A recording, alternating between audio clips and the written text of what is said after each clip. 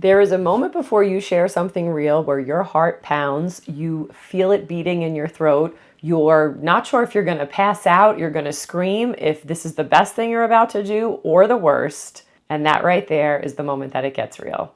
That right there is where it gets vulnerable. And that is what we're talking about. If you've ever wondered that sharing yourself, talking about things, being vulnerable was going to scare people away, this is the video for you. We're getting into it. We're talking about how this was basically the beginning of everything for me. If you've ever wanted to start a podcast, if you ever want to start a YouTube channel, Substack, or maybe just start talking to people in your life and getting real, taking the mask off and being yourself and not having to perform, we're going to address that because it's some of the best things I've ever did for myself. It helped me learn more about me. It helped me become more creative. It's helped me step into better career choices, have better friendships, better connections, and just create a community online of people who are really amazing and have become some really good friends for me. So let's get into this. Let's talk about it. Let's talk about being vulnerable, shall we?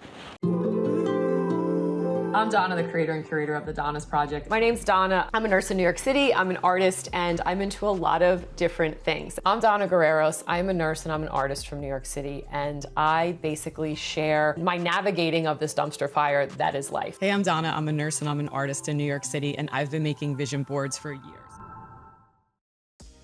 Let's talk about vulnerability. Not the curated kind, not the kind for clout or for likes or for clicks.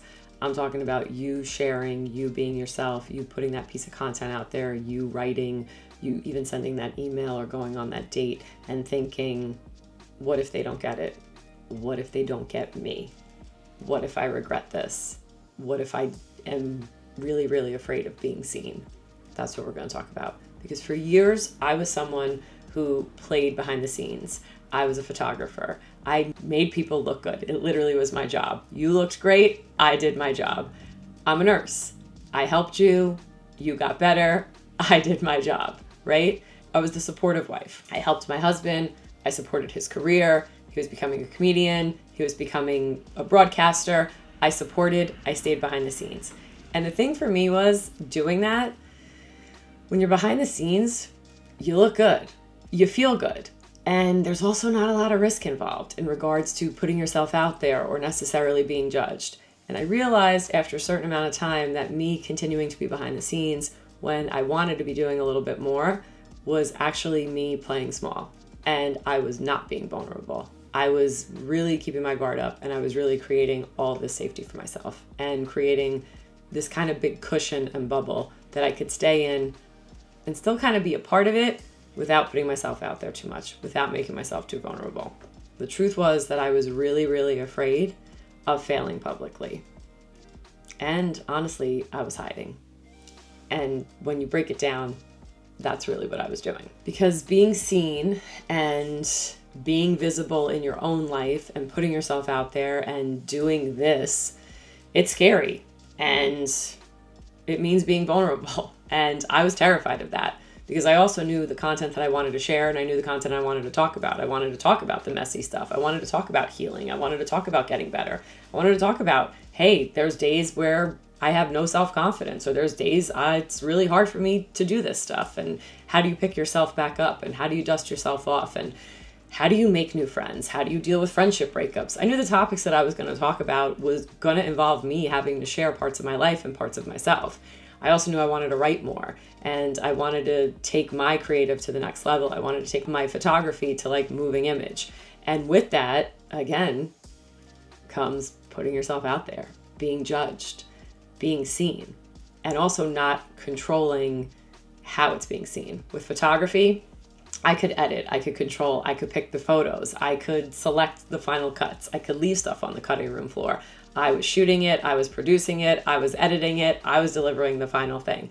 And with a photograph, there's not a lot of room for misinterpretation, or there's not a lot of room for people getting mad, right? Or people getting upset, or people taking it the wrong way. But with all of this, and with writing, and with putting yourself out there, and hosting events, and doing all the stuff I was doing, there was a lot of room for critique. There was a lot of room for judgment. And I really didn't know if I was ready for that. I made journals. I made candles. I made them with the affirmations that I wanted to hear and that I needed. And I didn't know if people were going to get that. And I hosted pop-ups. that sometimes nobody came to, and sometimes it was standing room only. I ran a vision board class where slowly that started to build, and it built a community. And I started to, have people attending my workshops and my classes from New York to Puerto Rico to Milan to New Zealand. And it was kind of wild, and it was even freaking me out. And sometimes I couldn't even look at the numbers. And, when I started working with people, they would be like, oh, you have to look at the analytics. You have to do this. You have to do that. And I'm like, I don't want to look at the numbers. Not because I was like, oh, I don't care about the numbers, I'm too cool. It was more of, I don't want to know how many people are watching this, because I don't want to freak myself out. And I don't want to then kind of like be like, oh, shut it down, or kind of scare myself, or realize how many people were being seen.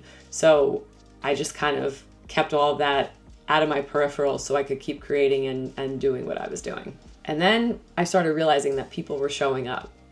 People were showing up to the events. People were showing up to the moon circles. People were showing up to the vision board workshops. People were showing up to the in real life stuff that we were doing in New York.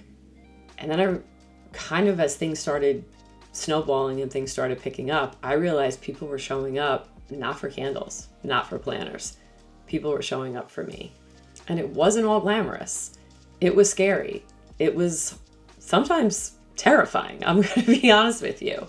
And then I started to pull back, and I started to pull back on the merch, and I started to pull back on the business, so to speak, because people started kind of getting in my ear and telling me what to do and telling me how it should be and telling me what it should look like. And it was starting to become something that wasn't aligning with me creatively. It wasn't aligning with kind of what my original vision was, right? And some of it was also a little self-sabotage, I'm not going to lie, because I was scared. And I was being vulnerable now through merchandise, and I was being vulnerable through a podcast, and I was being vulnerable through YouTube. And maybe it was too much at once. I'm not going to lie. Maybe I should have taken a little bit more, steps with it. But I'm also the type of person that kind of needs to go all in and, rip the Band-Aid, or I'm just going to talk myself out of it. And when I stopped making merch and I started pulling back on those things, I was really afraid that people were going to think I was a failure, that they weren't going to understand why I was doing it. And I didn't want to over-explain myself, but then I kind of found myself over-explaining myself, and then overthinking, and then getting in my own head even more than I already was. But in all of those moments, what I was really doing was I was really learning to listen to myself. I was learning to listen to my gut. I was learning to listen to my intuition. And that's something that I feel like you really have to do when you're getting vulnerable and when you're starting to really share and starting to do this stuff online. So like I said, I kind of went in deep. A few years ago, I went to a conference called AltSummit, which is a conference out in Palm Springs for creatives. It's for women who own business. It's a really awesome event. And I went there as a guest, and I went there to listen to other people speak. And I went there for a few years. And then finally I was like, you know what? I think I'm ready to do it. I think I'm ready to put myself out there. And I did. And then the next thing you know, I was a speaker at the conference. And then I started a YouTube channel, and I shared videos. And some of them did really, really great. And some of them flopped. Let's be real. I mean, you can see the numbers. I'm not hiding anything. I started reading tarot online, which I didn't know if people were going to think was cringe, or if they were going to think were helpful, or if they were going to think I really finally lost my mind and I was, actually documenting it this time. But it was something I felt called to do, and that was vulnerable because it was something that I had done for years behind the scenes. I love tarot. I think it's an amazing tool, but I had never really been so public with it. So I kind of came out with all of this stuff at once because I really needed to kind of just do it and kind of free myself from this mental prison that I was in of caring about what people thought, or talking myself out of it, or feeling like time was going on without me and I was just going to regret never doing this. I started a podcast. I started interviewing artists online. I started talking to people. I started talking to people in food. I started talking to comedians. I started talking to creators. I launched a Substack. And in my Substack, I shared that I had a miscarriage, which was something I never even thought I was going to publicly talk about. And when I did that, a lot of people slid into my DMs. A lot of people who I know in real life text me. They called me. They said, thank you so much for sharing that. People who I didn't even know had miscarriages. And I found myself through my own vulnerability and my own kind of shares connecting with more people and opening up other people so that they felt comfortable sharing what was going on with them or talking about something for the first time. It's wild because being vulnerable and doing all the things that I've done online in the last few years has actually connected me to so many people. I literally flew to Milan this summer to host a workshop with one of my followers from Instagram who started a business, and we did her product launch. We did her product launch in Milan, and she asked me to host the workshop, and we did a meditation and self-love workshop for a bunch of women. And I was like, I don't even speak the language. Like, are you sure you want me here? And she was like, no, we definitely want you here. We want you here because you're you. And it's crazy how being vulnerable, like, took me to a different country, to people who don't even speak my language, to do what I do and what I love. 2 hours to my presentation. I am so excited. It like finally hit, the excitement hit. This is like what I do, but it's not nervous. I think it's more of like, is this reality? And I don't even speak the language. And people are like, no, we want it in English. We want you. I'm like, okay, cool. That's, I don't know, kind of a little, it's mind blowing, but I'm very grateful. It's just nuts. Like, you never know where this is going to go, and you never know where it's going to take you. And that's why I'm making this video, because if you needed the encouragement, if you needed the little push, this is it. Like, you should really, really do this. All of this is what Vulnerable gave me. It gave me merch. It gave me a podcast. It gave me a YouTube channel. It gave me friends. It gave me a community. It gave me people in New York City. It gave me people in other countries. It's gotten me free passes to Disneyland. Like it's insane what this little project and what doing this online has done for me already. And it's done so much for me. It's done so much for my self-esteem. It's done so much for me personally. And I don't even feel like it's gone where I want to take it totally. It hasn't even like peaked or popped, or like, I feel like we're still in the baby stages. And that's why I keep doing this, because it really fills my batteries and it really fills me up. I mean, I curated a comedy show around healing and trauma, and the next thing you know, I'm hosting it, which is like insane, because that's something I never thought I would do. But I'm like, you know what, if we're going to continue with this, and I'm going to take my own advice and I'm going to drink my own medicine, how the hell am I not going to get up there and host this show? How am I not going to put myself out there? It's literally all I talk about online, so I have to go do it. And also, I don't want to regret like having the show and at the end of it being like, man, I should have tried that. I should have done it. Because the truth of the matter is, I failed at so many things already, publicly and online. I was like, if I don't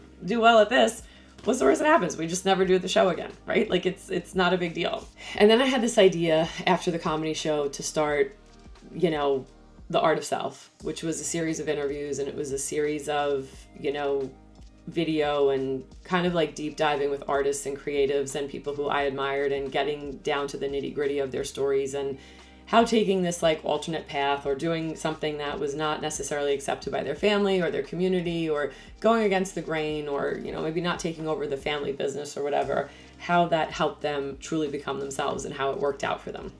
So I started this series and I pitched it. I pitched it to networks. I pitched it to agencies. I pitched it to other, creatives and other bigger channels than mine.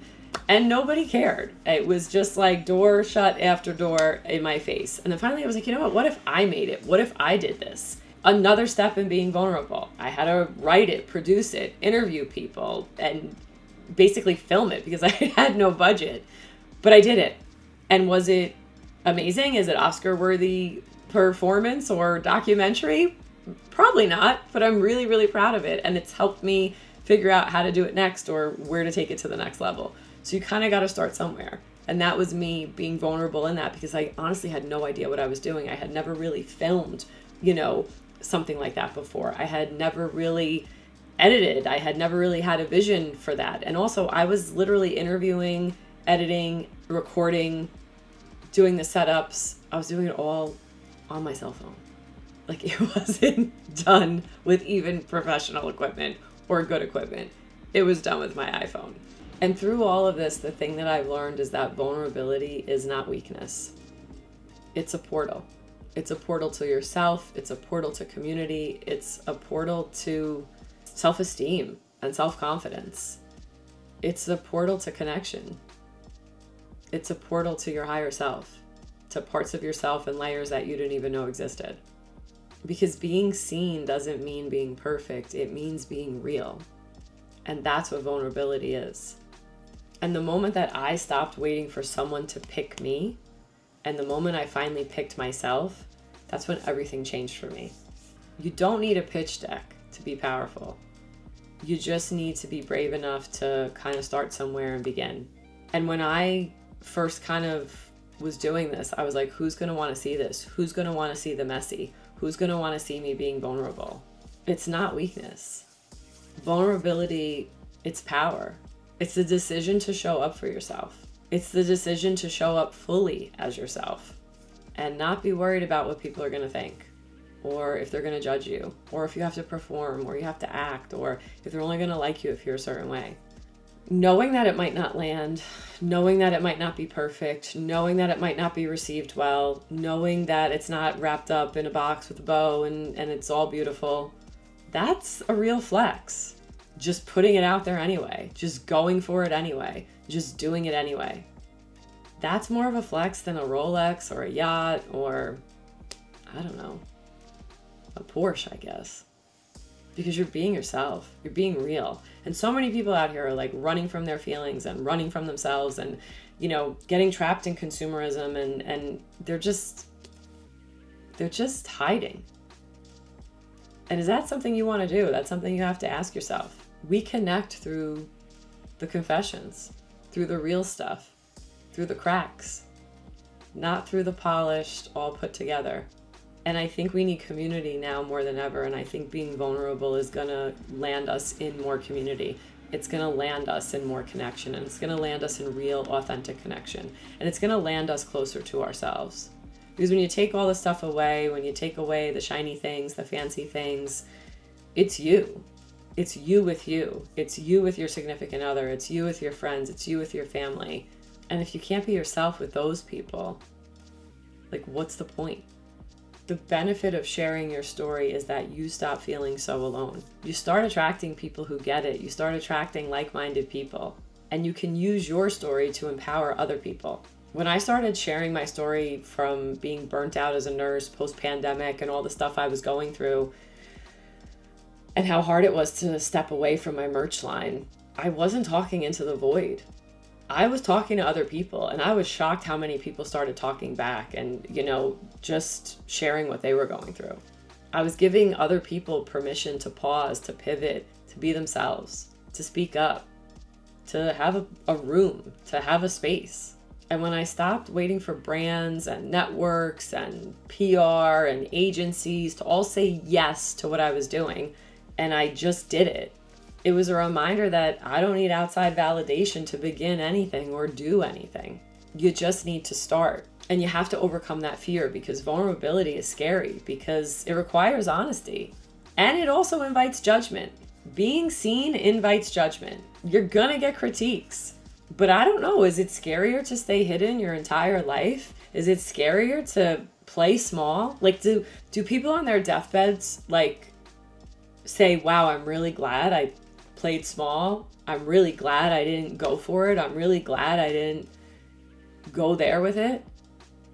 No, I've seen people die. I was a nurse in cancer, in oncology, patients on hospice. They regret not going for it. They regret not being themselves. They regret not taking that chance on themselves.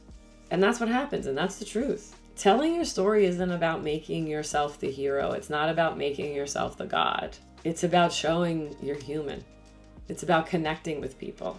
It's showing people that you don't need to be perfect to put yourself out there, to start a YouTube channel, to start a podcast. You just need to be true, and you need to be true to yourself. Because when you're crafting a narrative or you're making content, sure, it's great to show the glow up, but it's even better to show what's in between, because that's what people want to see. That's what they need to see. They need to see not the end, but the entire story that took you there, because that's what we're all going through. The finish line's really far away for some of this. So what has happened to get you there? How have you persevered? How have you gotten through it? How have you picked yourself back up? How much did it suck? How many times did you want to give up? That's what people want to hear. That's what people want to know. The spirals, the self-doubt, the lack of self-esteem, the crash outs. That's what creates connection. That's what people want. That's what people want to know, because they're going through it too, whether they're going to admit it or not. And unfortunately, a lot of that is not making it to the gram. There's no one way to be vulnerable. You might write, you might record, you might dance, you might make a YouTube video, you might take photos. But whatever you do, don't wait for someone to give you permission for it. You already got the permission right now in this video. Go do it. You have to build your own table. You have to post your own truths. You have to make your show, you have to make your series, you have to make your movement, you have to sometimes even find your friends and find your people. Sometimes we're all just hiding in plain sight. We're overachieving and having no fulfillment. We help others, we stay busy, we convince ourselves that this is what we're supposed to be doing. It's all okay because we're productive. We're fine. Everything's fine. But deep down, a lot of us are scared to fully be seen. And I know that fear because I've lived it. And I've also moved through it. And I'm letting you know that it's possible. And I'm letting you know that you can do it. And I'm letting you know it's really scary. I'm letting you know that sometimes you fall down and sometimes you have a win and sometimes you have both in the same day. But I also know the freedom on the other side of vulnerability. I know the connection on the other side of vulnerability. And I know the respect that I have for myself and how I feel about myself now. How I'm more content with me. How I know who my real friends are. Who I know who really is there for me. Who likes me. Who has my back. And I want all of that for you too. But first you have to ask yourself, what are you hiding from? Who are you hiding from? What are you still holding on to? And what part of you are you truly afraid to show? And what might happen if you just let that person out? Because that's where it all begins. And the world is waiting to meet the real you.